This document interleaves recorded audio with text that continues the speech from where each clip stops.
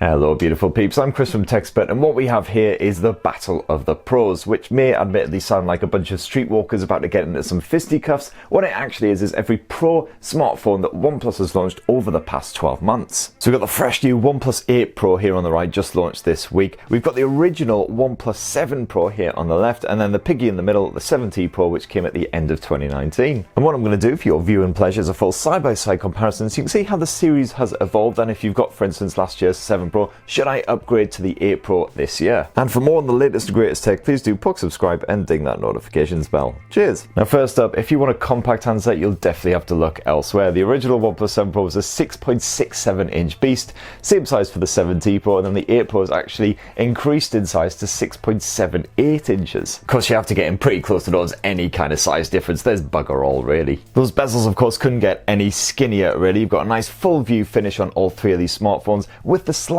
exception of this little dinky pinhole cutout camera here in the top left corner of the OnePlus 8 Pro. Of course, the OnePlus 7 Pro and the 7T Pro used a cute little pop-up selfie cam instead, so that gives you this glorious proper full view finish for all of your media apps, whatever you want. And now let's flip them all over and check out the rear end. And again, around back, you'll see there hasn't been a huge evolution between the three handsets. Of course, they all feature a matte glass finish. They are anti-smudge, so your greasy fingerprints won't show up very easily at all. That said, if you like a bit of shine, you can pick up the original OnePlus 7 Pro and the fresh new OnePlus 8 Pro with a shiny gloss finish as well. And my favorite of the three hues is definitely the fresh new glacial green here on the OnePlus 8 Pro. I think it just stands out a bit more. I just like the nicer, lighter, brighter color compared with the sort of darker blues that you used to get on the originals. Of course, one design change that you won't actually be able to see is the fresh new IP rating here on the OnePlus 8 Pro. It's IP68 dust and water resistant, so you can rock it in the jacuzzi, the swimming pool, wherever you fancy. The original two models were water resistant, but they didn't have an official IP rating, so best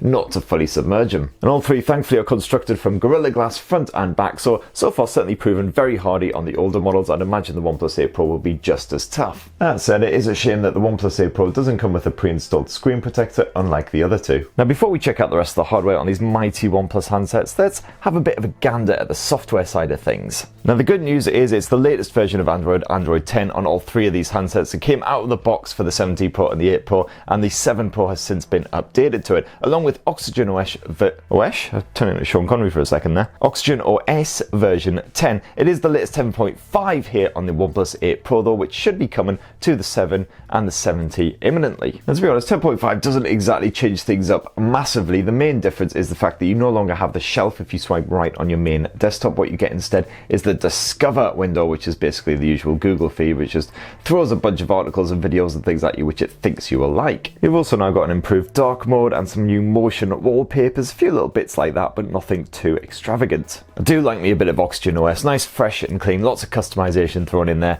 And the OnePlus is generally fairly good with the updates, although the OnePlus 7 Pro and the 7T Pro both are still stuck on the January 2020 security updates. Hopefully that'll get freshened up soon. Now, as you'd expect from any smartphones that brand themselves Pro, you get some very smart display tech on all three of these handsets. Slightly bigger panel of course on the OnePlus 8 Pro, but the original two, let's face it, ain't exactly miniature. It's a fluid AMOLED display in all three cases as well, so nice bright poppy colours, but you can dial that down for a more natural finish if you like in the display settings. All three handsets all the way back to the original OnePlus 7 Pro have a Quad HD plus maximum resolution, although you can dial it down to Full HD if you want to preserve the battery life, or stick it on auto switch, which allows the phone itself to actually determine what the best resolution at any given moment will be. All three smartphones enjoy a fast refresh rate as well, which is great when just flicking around through the UI or enjoying a supported game, but it is better here on the OnePlus 8 Pro. You get a 120Hz maximum refresh rate compared with the 90Hz on the other two. I've got to say personally the difference is minimal to my eyes. Certainly the original two handsets are very, very smooth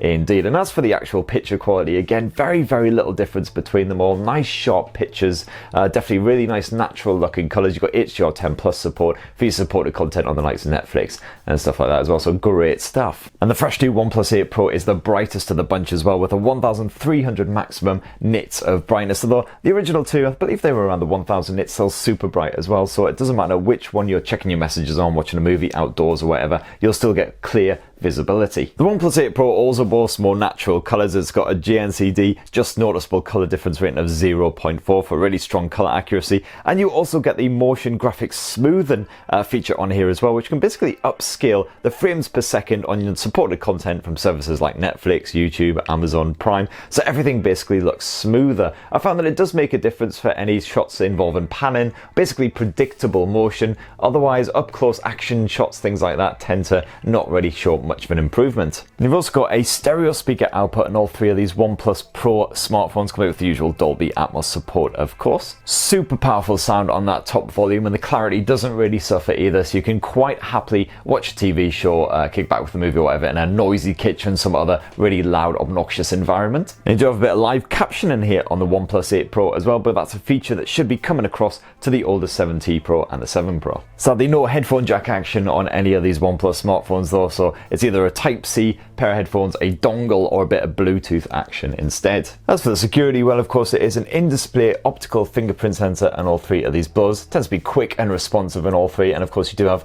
the face recognition as well. Got to wait a slight moment just for that pop-up camera to pop up on the original 7 Pro and the 7T Pro, but honestly it is quick as anything. Very impressive stuff indeed, as you can see there. Of course, slightly quicker on the OnePlus 8 Pro because it doesn't have to wait for that pop-up selfie camera to jam into action. On the performance front, well, the original OnePlus 7 Pro and the 7T Pro still absolutely smash it thanks to that Snapdragon 855 chipset backed by up to 12 gigs of RAM here on the original. You've got a choice of only 8 gigs, so not really much of a choice on the 7T Pro. Of course, the fresh new 2020 model, the OnePlus 8 Pro, does have them beat for overall speed thanks to the Snapdragon 865 chipset backed by, again, up to 12 gigs of RAM. So yes, those super demanding gamers will of course be wanting the fresh new 8 Pro with that super slick performance and of course the 120Hz display, but all three of them have a good bit of game space action on them. This basically dedicates all of the smartphone's resources to your gaming session, especially if you knock on the Fanatic mode, which basically means that none of your other background tasks can nick all your precious bandwidth or anything. Perfect for a bit of PubG Mobile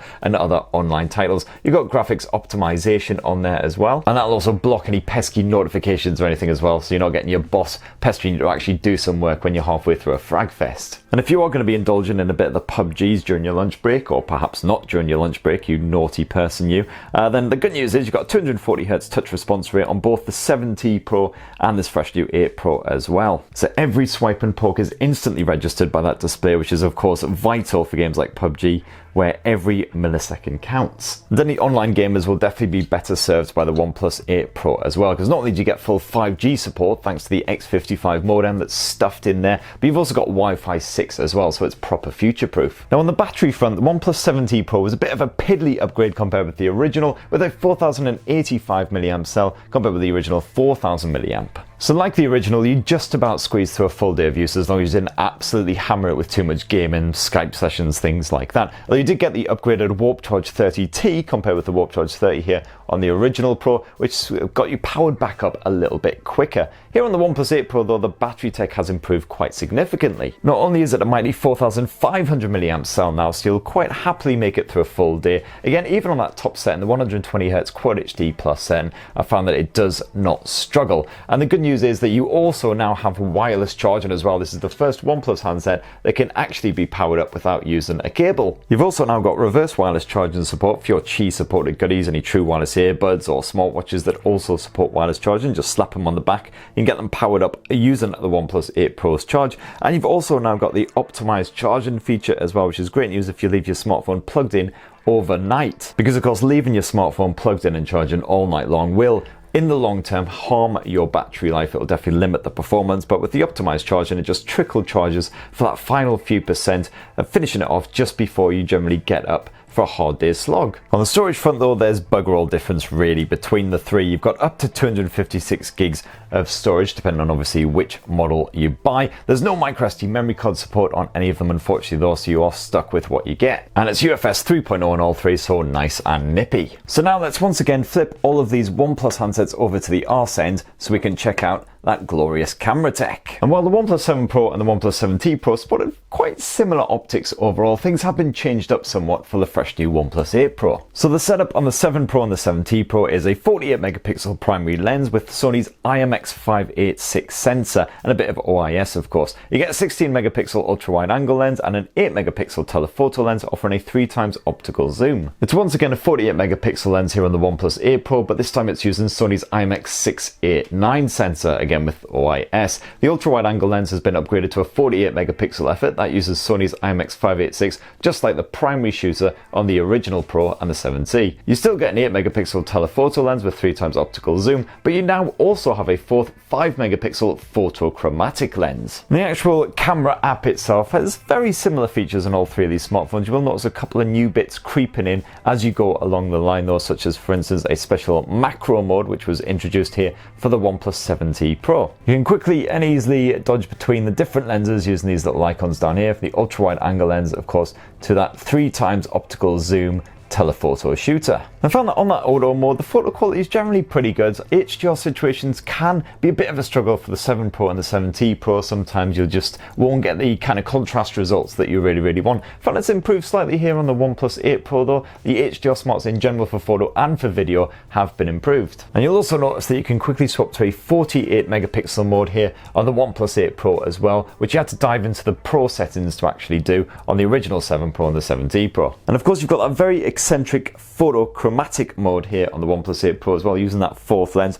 which as you can see just bleeds a lot of the colours dry while retaining some of the texture. Definitely very intriguing. I'm going to be doing a lot of testing out of this mode, although I'm not entirely sure how the everyday person will really get much out of it, to be honest. But besides that, it's basically business as usual as far as all of the bonus features go. So for instance, you've got nightscape mode in all three for those low light shots. You've got a good bit of panorama action, time-lapse, slow motion, and the video front you can shoot up to 4K 60 frames per second footage. Respectable image stabilization on all three and everything as well, but as I mentioned before, improved HDR smarts here on the OnePlus 8 Pro. So you do actually have a dedicated HDR mode which you can tap on at any point with a quick poke of this little icon here, and you can quite easily swap between those three different lenses on the OnePlus 8 Pro as well for shooting your bit of video action. And if we swap around to the front facing selfie snappers, of course it is the pop-up effort on the original OnePlus 7 Pro and the 7T Pro, but it's a 16 megapixel shooter on all three, and all three you've got the likes of the portrait modes. You can get a bit of that on the go, get a nice bokeh effect behind you to really let your gorgeous mug really shine in that selfie Instagram action. And when I say shine, I do mean, of course, scare the living bejesus out of everyone that sees it. And there you have it, peeps. That in a nutshell is how the fresh new OnePlus 8 Pro stacks up against the previous two OnePlus Pro handsets. So are you tempted to upgrade to the OnePlus 8 Pro if you've got either of the previous handsets? It'd be great to hear your thoughts down in the comments below. And for more on the latest greatest tech, please do subscribe, ding that notifications bell, and have yourselves a lovely week, people. Cheers, love you.